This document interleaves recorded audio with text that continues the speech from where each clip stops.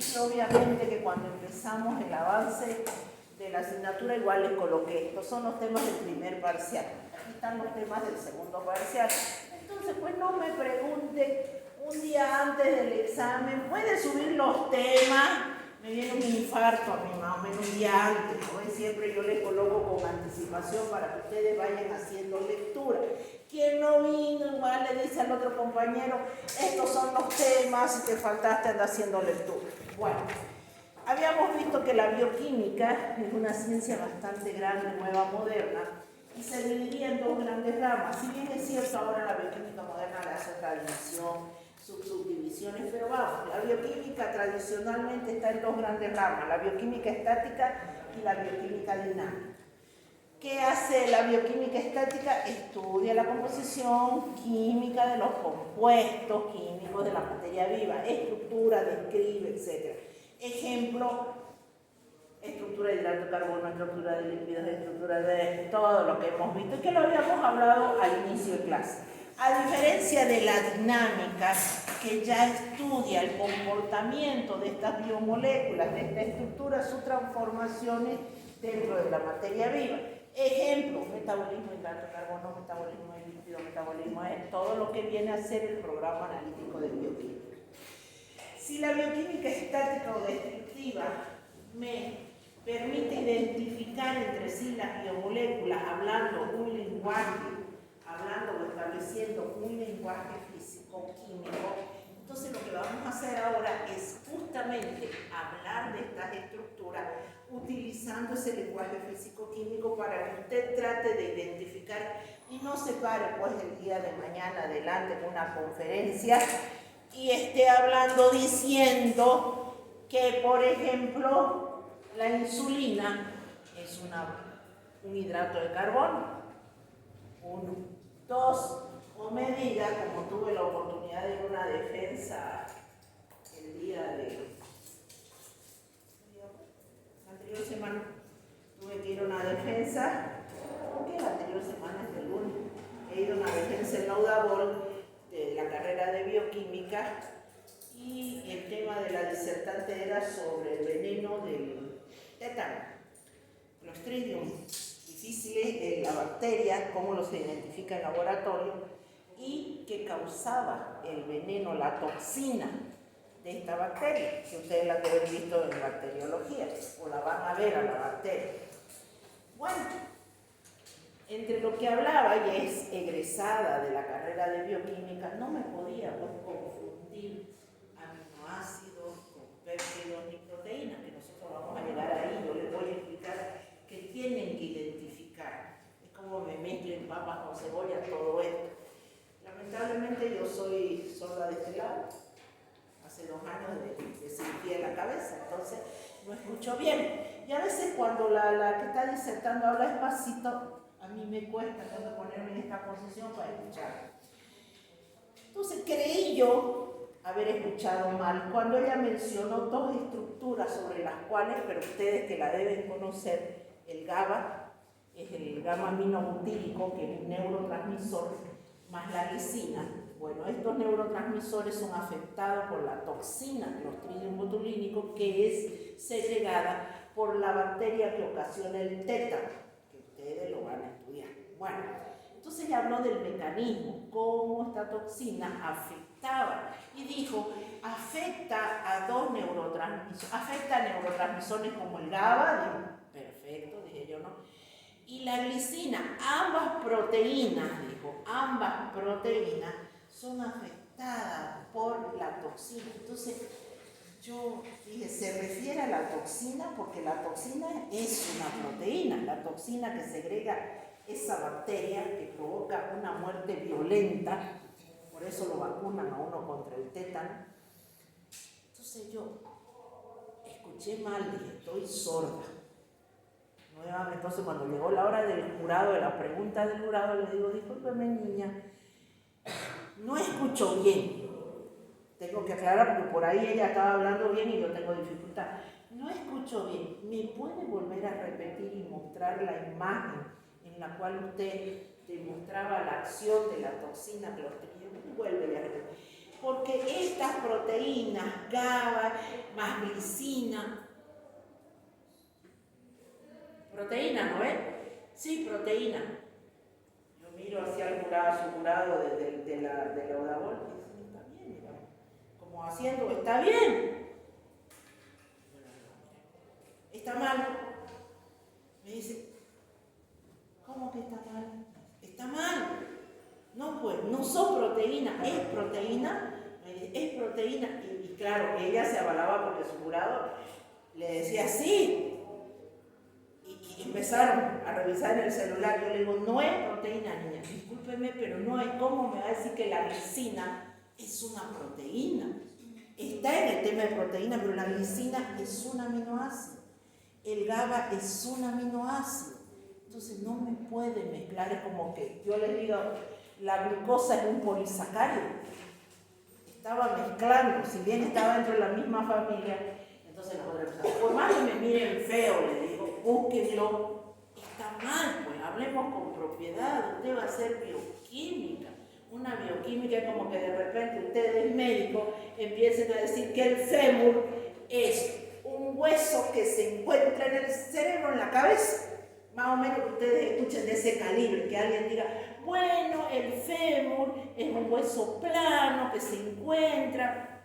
Estamos de acuerdo que es un hueso, ¿no ves? Estamos de acuerdo que es un hueso. Pero que me diga que se encuentra a nivel de la cabeza, del cerebro, recubriendo, entonces usted medio que se choquea, ¿no ves? Se choquea y dice, no, escúcheme, hasta ahí le paso que es un hueso, pero no me diga que es plano ni me diga que se encuentra, que tiene funcionalidad de recubrir el cerebro. Bueno, más o menos ese es el calibre. Por eso le digo, lo que ustedes vamos a ver ahora es para que aprendan a hablar con propiedad, porque lamentablemente ustedes son el puntal del área de la salud, son el referente. Es decir, que se equivoque el técnico del laboratorio, ay, que se equivoque la enfermera, ay, pero que se equivoque el médico. ¿No entienden la dimensión, no ves? No tienen opción ustedes a cometer esos errores. Entonces veamos, y vamos a hablar un lenguaje físico-químico porque no hay otra manera. En vez de, primero, introducción. ¿Qué son los hidratos de carbono? Mal llamados azúcares. Otro de los detalles. No le llamemos azúcares o dulces. Primero, que por ahí se nos vaya la jerga que aparece azúcares, pero ¿con qué relaciona usted los azúcares? Con lo dulce. Y a veces decimos azúcares o dulces. Y si yo le digo, ¿será que todos los hidratos de carbono son dulces? No todos los hidratos de carbono son dulces. Por ejemplo, el almidón, la maicena. Cuando se acaba el azúcar en su casa, que es la sacarosa en realidad, ¿usted corre a buscar la maicena para endulzar? No. Entonces, los hidratos de carbono, mal llamados azúcares o dulces. ¿Qué cantidad encontramos en el cuerpo? De 0,3 a 1%. Cantidad en el cuerpo humano. ¿Cuánto teníamos de agua?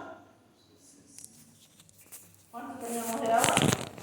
60-80%. Ahora, piense, 0,3 a 1% de hidrato de carbono. ¿Es alto el porcentaje? Sí, le quito el agua, obviamente. De la parte seca, si yo al cuerpo le quito el agua y solamente queda la parte seca, ¿cuánto me va a quedar de hidrato de carbono? 0,3 a 1%. Nada, casi nada. Y de repente usted me dirá, pero ¿cómo puede ser que solamente en mi cuerpo haya un 1% de hidrato de carbono si mi alimentación es rica en hidrato de carbono? Si usted se pone a pensar, la comida nacional, por ejemplo, siempre les digo eso, arroz, papa, fideo, chuño, más encima chuño, la presita y un poquito de ensalada. ¿Qué cantidad de hidrato de carbono consumimos? La comida departamental, majadito, puro arroz. ¿Cómo puede ser que su cuerpo solamente tenga un 1%? Porque esta es una biomolécula orgánica energética. Orgánica, no es inorgánica, energética. Lo que entra a su cuerpo entra para dar energía. Por 1 gramo de hidrato de carbono, usted genera aproximadamente 4.1 kilocalorías o calorías grandes, como le llaman actualmente los nutricionistas. 4,1, 4,2 kilocalorías por cada gramo de hidrato de carbono. Entonces, todo lo que entra a su cuerpo es para proveer energía.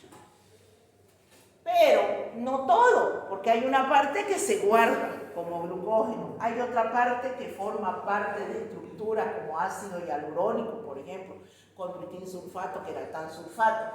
Si bien es una biomolécula orgánica energética primaria fundamental, porque su cuerpo, cuando entra el hidrato de carbono, lo primero que hace es utilizarlo para proveer energía. Si nuestro cuerpo no tiene energía, no vive, aparte del oxígeno, obviamente. ¿Cuál es su importancia biomédica?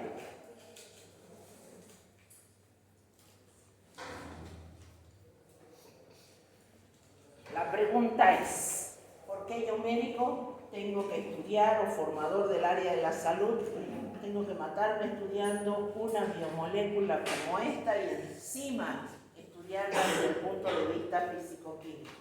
Porque existen patologías relacionadas con esta enfermedad, con estas biomoléculas que cobran importancia. La famosa diabetes mellitus tipo 1, tipo 2, tienen que ver directamente con un hidrato de carbono altamente energético que es la glucosa y su relación con la insulina, que es una proteína.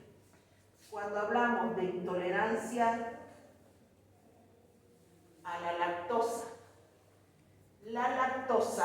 es un disacárido que está formado por glucosa más galactosa. La lactosa, disacárido.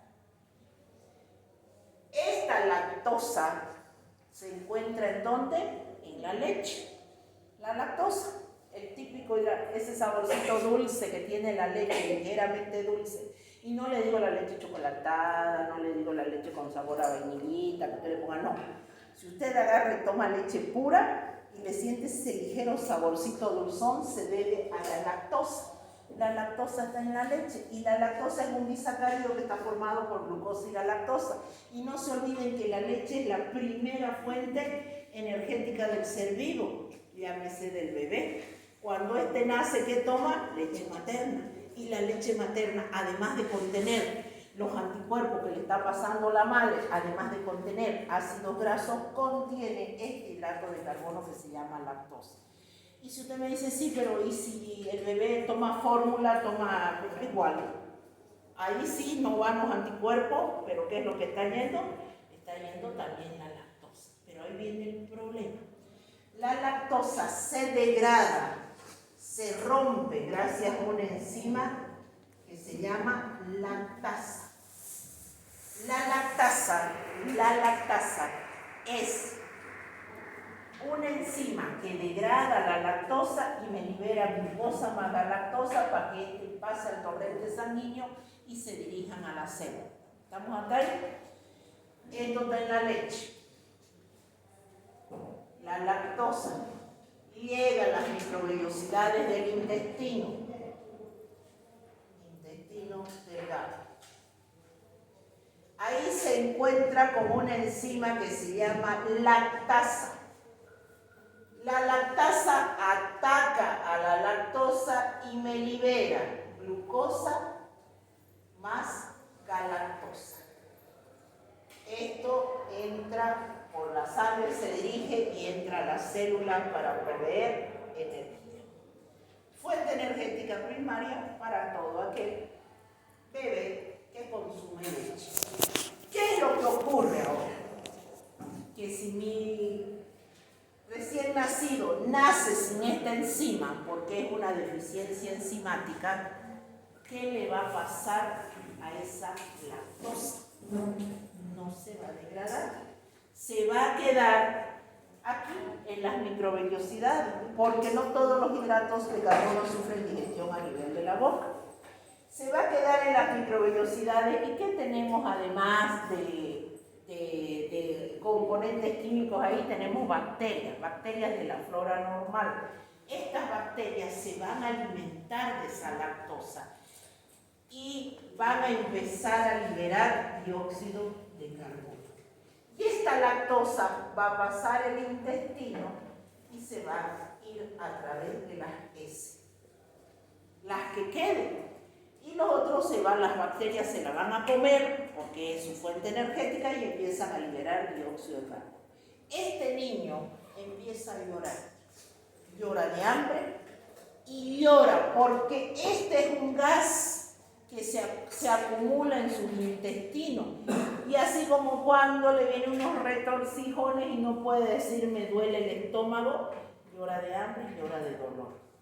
Finalmente tiene diarreas enormes. Y usted sabe que un niño con diarrea en pocos días se puede morir. Entonces la mamá corre, lleva la posta. En la posta, hemograma, para un estudio de ese parasitológico, nada, coprocultivo, nada, negativo, virus, dice, un rotavirus, negativo, y le hacen lo que se llama un moco fecal. Un estudio de moco fecal. Este estudio de moco fecal tiene una parte, no sé si la van a ver, esto creo que lo ven en parasitología, tiene un informe físico. En la parte físico, aparte de que aparece consistencia, color, aparece pH, un acápite que se llama azúcares reductores, así lo llaman, así se ha quedado, que yo no estoy de acuerdo. Debería decir hidratos de carbono reductores o carbohidratos reductores, pero se quedó como azúcares reductores. Ahora les cuento cuál es el inconveniente con esto. El que prepara la muestra, llega a la muestra en un envase fluido, porque el niño está con diarrea, les contó una así, o dos, hay que darle vuelta al pañal. No se pone del lado absorbente, se pone del lado que tiene plástico, porque la mamá no puede estar todo el rato con el tachito ahí, no es esperando que el niño haga, no, entonces le da vuelta al pañal, no del lado absorbente, sino del lado que tiene plástico o que no absorbe.